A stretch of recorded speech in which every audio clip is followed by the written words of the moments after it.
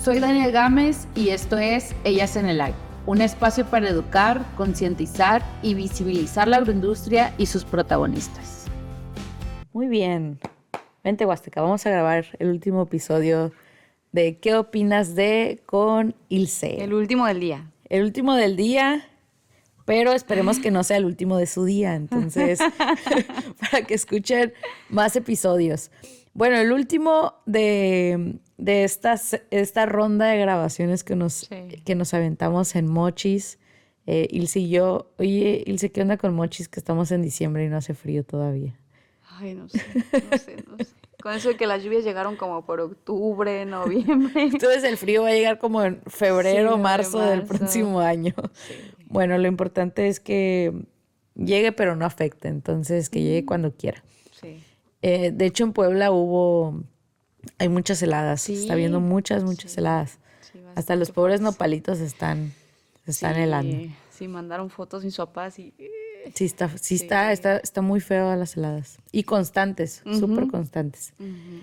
Bueno, el tema y el último tema del día es ¿qué opinamos de la educación agrícola y rural? Uh-huh.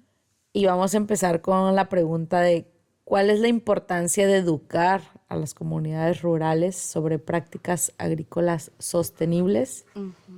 Y cómo pueden mejorarse los programas educativos en este sentido. Si quieres inicio yo porque te he hecho iniciar los dos últimos, te he aventado el ruedo. Dale. Mira, hace poco escuché, y con esto quiero empezar porque va relacionado a la pregunta, que las comunidades más pobres a nivel mundial son comunidades rurales. O sea, y dice la persona que hacía el comentario de cómo era posible que siendo comunidades rurales ricas en recursos sean pobres monetariamente, pues según pues las organizaciones que hacen estos estudios. Y menciona precisamente que uno de los factores o pilares claves porque estas comunidades están como en estos, en pobreza, vaya, es precisamente por la educación que reciben. Entonces puedes tener el recurso natural, trabajarlo, etcétera, pero pues si no tienes una educación, pues difícilmente puedas concretarlo a ser próspero, porque la prosperidad y la sostenibilidad pues al final van de la mano, que es el tema precisamente del episodio. ¿Qué opinas de esto? Entra un poco en controversia. Creo que, o mi opinión al respecto es que depende mucho también de la necesidad, ¿no? O sea, hablamos de zonas rurales que si son autosustentables, o sea, no necesitas tener un Lamborghini para ser feliz. Pues claro. O sea, ¿me explico? Sí. Entonces, así también me hace ruido el cómo hacen esos cálculos y cómo comparan. O sea, sí, espérame, ¿no? Ellos no necesitan un Lamborghini, o sea, son felices, comen, tienen un plato, 3 platos al día en su mesa, cada una de las personas. O sea, es ahí donde deberían de fijarse, el primer punto. Pero donde sí estoy totalmente de acuerdo es en la educación. O sea, y regresamos y recapitulamos muchísimos otros episodios que hemos hablado, desde el uso de agroquímicos correctamente, ¿no? El EPP, el que esté informada la gente para qué y cómo se cultiva una simple hierba de olor, ¿no? O plantas aromáticas. Entonces, es un tema que sí es mucha responsabilidad también de nosotros, ¿no? O de las comunidades enterarse, pero segundo es que también cómo les llega esa información. Entonces, hablemos de que esas comunidades rurales o no tienen acceso a internet, que hoy todo, o sea, bueno y malo es que todo se mueve por medio de páginas de internet, etcétera. Entonces, esa gente que no tiene acceso a este servicio se ve limitado. Entonces, creo que implica mucho, además de educación, implica además otras cosas o servicios que esas personas no tienen, ¿no? Y que no permiten llegar o ese flujo de información más concreta y rápida, ¿no? Y es que, bueno, si mencionas algo bien importante, ¿no? O sea, al final, hoy en día casi todo está en internet, pero al final, bueno, tú y yo que andamos en comunidades rurales, nunca tenemos nunca hay señal. No. O sea, tienes que llegar como a ciertos puntos del pueblo para poder tener acceso a señales de internet. Y sobre todo, mi opinión es que la sostenibilidad sí va muy ligada de la educación, que aunque no es uno de los 3 pilares de la sostenibilidad, pues al final está el tema económico dentro de estos 3. Y muchas veces, pues de alguna manera, hasta para el simple hecho de administrar tu hogar y finanzas adecuadamente, pues en algún lugar lo tienes que aprender. Claro. Y también con este tema de educación, puede educarte desde el técnico que viene a tu zona y platicarte algún tema, o precisamente por otros medios como comunicamos de internet. Pero otra cosa también es qué tan permeable es esa información a toda la comunidad. Y con esto, digo, sale y me acuerdo de precisamente hay una doctora en el colegio de posgraduados que una vez platicando con ella, me compartía cómo ellos capacitaban en las comunidades. Y dice que agarraban a un grupo de productores influenciadores de la zona y los enseñaban de maneras muy concretas sobre un tema, y al final esa persona terminaba siendo un exponente del tema en su zona, porque lo preparaban a tal manera para que Juanito Pérez fuera el experto del gusano, ¿no? Del gusano joven. Entonces, es como de alguna manera ellos permeaban la educación como a toda la comunidad. Porque también eso es otra cosa. Vamos a suponer que existen 100 familias y se acercan 2, 3 a una capacitación, pero se queda en ellos porque ellos ya no tienen la capacidad de transmitirlo, pues, claro, pues cómo llegamos a todos y de manera oportuna. Sí. Sí, y yo creo que también, o sea, es mucho de la responsabilidad de uno estar informado, ¿no? Pero también es el empuje que le damos como nación a que esta información llegue, ¿no? Y regresamos al tema de apoyos gubernamentales. O sea, no hablamos nada más de temas monetarios, sino que ahí hay muchos programas, ¿no? Estatales y también federales que llevan esta información, que llevan a personas profesionales y todo. Pero volvemos a lo mismo, el seguimiento siento que es el que nos falta. Y pienso que también a veces no aterrizamos la idea del por qué estamos haciendo estas capacitaciones. O sea, de repente vamos a una comunidad que le están enseñando a hacer cultivos hidropónicos y están en el desierto. Sí, y es verdad.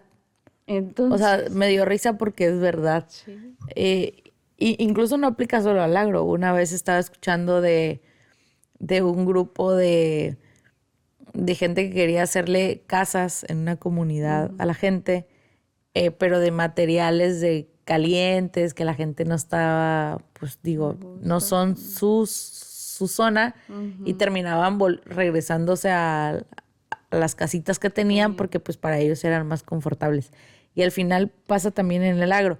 Y otra cosa también, y volviendo a esto, y aquí sí voy a hacer el paréntesis porque luego ahí dicen cosas, es como no es general, pero hay casos de que el programa, por ejemplo, es un programa financiado, no sé, pues por X, y porque Juanita es mi amiga, mi hermana, la contrato, pero no tiene ni idea de lo que está hablando. Exacto. O sea, es como, ok, le estás invirtiendo recursos a un programa que el programa es bueno, el fin quizás es bueno, pero el cómo no, por cómo lo estás haciendo. Claro. Y así hay muchos, no sé si a ti también te ha tocado. Sí, bastantes. Y ahora que tocas el tema, les comentaba que mi mamá es parte de Sembrando Vida, ¿no? De las beneficiadas. Entonces, pero mi papá sí siembra, ¿no? Sí tiene un tractor que también gracias al gobierno parte de este fue financiado.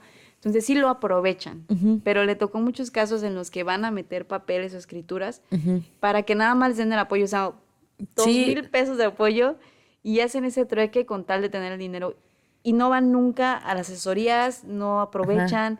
Y, o sea, es lo que yo digo, ¿por qué la gente solo se fija en eso y no se fija en el impacto posterior que tiene, ¿no? O sea, bueno, a ver, me van a enseñar cómo sembrar. ¿Qué pasa si con esos 2,000 pesos Acondiciono un espacio de 10 metros cuadrados y pongo chiles y los vendo. ¿Cuánto voy a sacar a la larga? O sea, siento que también es parte de ese seguimiento que hace falta, el llevarlos más allá. No nada más pon tu plantita, siémbrala y cuídala. O sea, no, vas a tener ganancias de eso que vas a estar sembrando. Sí, incluso era lo que te decía hace rato, deberíamos ir más allá del no solo siembro y ahorita obtengo, sino el cómo transformo eso, o sea, cómo lo mini proceso, cómo hago una salsa y la conservo, o sea, porque al final, digo, para los que no, yo una vez de curiosa y sin qué hacer, yo creo, me puse a buscar como qué era Sembrando Vida, pero desde qué dice gobierno de qué es Sembrando Vida, o sea, no el vecino, mi amigo, no, o sea, por qué se hizo y para qué se hizo, ese tipo de cosas. Y creo que si solo es sembrar, pues no te están cumpliendo muchas cosas de los objetivos que tienen. Sí. Entonces creo que eso es importante hacerlo y sobre todo y aquí también creo que entra algo muy ético porque, ok, te doy de alta, ni cumples los requisitos, pero eres del mismo rancho que yo. Y como a ti te dan 2, pues yo me quedo con 500 porque yo hice que te aprobaran el trámite, ¿no? Y pasa. Entonces es como, pues realmente a dónde estamos llegando, qué queremos hacer con eso. Y también aquí entra el tema de prácticas agrícolas, el tema de cómo educamos en prácticas agrícolas. Hoy en día hay muchas prácticas agrícolas, y hago entre paréntesis para el que no nos ve, nuevas, que se están compartiendo en las zonas, y mucho productor te dice, pues son prácticas que se hacían milenarias, ¿no? O sea, no son prácticas nuevas que se dejaron de hacer en muchos casos por los cultivos, pues, extensionistas. Sí. Entonces, creo que muchas de esas prácticas hoy en día no están peleadas con las prácticas actuales, y que incluso se pueden como entrelazar unas con otras. Y me gusta mucho la frase de Paula, te mando saludos, Paula, que dice, no es ni una cosa ni la otra. O sea, muchas de estas pues son prácticas que ayudan unas a otras, siempre y cuando sean buenas y no en contra del medio ambiente, como muchas prácticas que existen de quema de cultivos que no tienen nada que hacerse eso, o sea, otras cosas. Entonces, y aquí entra el tema que precisamente también hablamos un poquito en el episodio, uno de los episodios anteriores, de la concientización que tienen. Porque a veces te puedes deshacer como productor, bueno, como capacitación, viéndolo del otro lado, y sale la persona igual que como entró y sigue haciendo las mismas prácticas, y tú así de... Sí. No, o sea... sí. O sea, y también, digo, aquí es algo que a mí me toca ver seguido, y los invito a ti, si me estás escuchando, y viendo, hacer conversiones de unidades. Hay veces que sacamos cálculos como productores de precios litros a litros o kilos a kilos, y te están dando la mitad de un producto por otro. Sí. O hablaba hace un momento con unos amigos precisamente que se dedican a hacer aplicaciones, y les decía, oye, ¿qué es mejor? Aplicar un producto concentrado, que entre comillas cuesta más caro, y entre comillas, porque no lo es a veces, o aplicar 10, 15 litros de otro producto porque es más barato, pero a veces tienes que pasar el tractor otras 2 veces, o vas a gastarte doble mano de obra. Sí. Entonces, es una de las cosas que, hablando de educación, personalmente más me cuesta, porque es más fácil, pues eso, comparar kilo a kilo que concentraciones a concentraciones, hablando de productos, por ejemplo, del mercado. Entonces, así yo creo que quien nos escucha y se dedica a capacitar o a educar al campo se enfrenta en algunas veces. Y sobre todo también compartamos con el productor lo que él nos pregunta, y no como, ahí te va y es esto, sino el porqué de las cosas. Sí, de hecho, regresando un poco a cuando mencionaste sobre los capacitadores. Creo yo que más un Sembrando Vida nos hace falta un semillero, ¿no? Sí, o sea, que el gobierno invierta en agrícolas o productores grandes, ¿no? Que le diga, bueno, o medianos, y que te diga, bueno, tú vas a ser mi capacitador, ¿no? Yo te voy a dar el apoyo para que si quieres que sea en infraestructura, pero vas a agregar en tus colaboradores a estas personas que tienen una empresa menor que la tuya para que aprenda, ¿no? O que ya tiene todo o está poniendo en forma para que en unos 2 años esté ya consolidada su empresa, pero necesita asesoría, necesita una capacitación. Entonces te voy a mandar este número de personas para que las capacites, para que les des seguimiento, para que les enseñes hasta de temas financieros, ¿no? Como lo dices, o sea, calcular unidades, desde qué te conviene más, por qué, cuánto, cómo, cuándo, hasta incluso saber lo suficiente del agua, ¿no? O sea, cuántos litros prefieres aplicar en un dron que cuántas pasadas con un tractor. Entonces, porque eso también es un tema, ¿no? La sequía que ahorita la estamos enfrentando y que tal vez muchos agricultores después de la sequía valoraron el agua. Sí. Entonces, creo yo que parte de la educación es, o como decían los abuelitos, ¿no? La experiencia hace al maestro. Sí. Y eso es lo más importante para la educación. Y es que, digo, nosotros nos enfocamos mucho como en el campo, como en la producción, etc. Pero, por ejemplo, hay productores que no saben cuál es el costo por unidad. O sea, o le puedes preguntar a alguien, oye, ¿y cuánto le cuesta el kilo? Así, un ejemplo, ¿no? Pues 1 o 2 pesos. O sea, ¿cuál es la diferencia entre 1 y 2 pesos? O sea, estás hablando del 100%. O sea, no hay manera que si ves eso como un negocio, le diga yo al del negocio, pues puede que nos salga 100% más o 100% menos. Sí. O sea, entonces, como bien mencionas, hay muchos temas que necesitan el productor o el agroempresario, como lo veas, saber. O sea, no solamente es producir. Claro. O sea, la producción es una parte de una empresa, pero tiene el área administrativa, tiene el área de calidad, tiene el área de compras, o sea, y cada área debe estar especializada. Claro. Entonces, eso es lo importante aquí, capacitarse. Entonces, yo hago esa invitación de que hay empresas en el agro que se dedican a capacitar, dependiendo ahora sí que del tema que tú quieras. Sí. Y eso es lo importante, porque, claro, lo mejor es que vayas a la escuela, claro, cuentas, pero si ya no tienes la manera o no estás en el sector donde tengas tus posibilidades, pues tú decías, o sea, hoy a la vuelta de una página de internet está el conocimiento. Sí. Y creo que también parte de esto es la educación que tenemos al alcance, ¿no? O sea, desde que somos jóvenes, pues los que tenemos oportunidad de ir a una universidad, que platicábamos hace un rato, ¿no? O sea, yo los voy a invitar a que vayan a estudiar y aprovechen universidades de gobierno gratuitas, y hay muchas ya en varios estados. Hoy me dediqué como a buscar a ver cuántas universidades hay de agronomía en todo México, y casi en todos los estados hay. Sí. Entonces, digo, está padre que ya hay tantos programas que nos estamos enfocando en esa actividad primaria. Y solamente como a retroalimentación también a esas escuelas, y pues yo soy chapinguera, ¿no? Me tocaron muy buenos maestros. No podría hablar ahorita qué tipo de profesores hay. Todavía hay algunos de los que me tocaron a mí. Pero veo que podrían tal vez mejorar en tener una cartera de profesores con experiencia en campo o fuera de.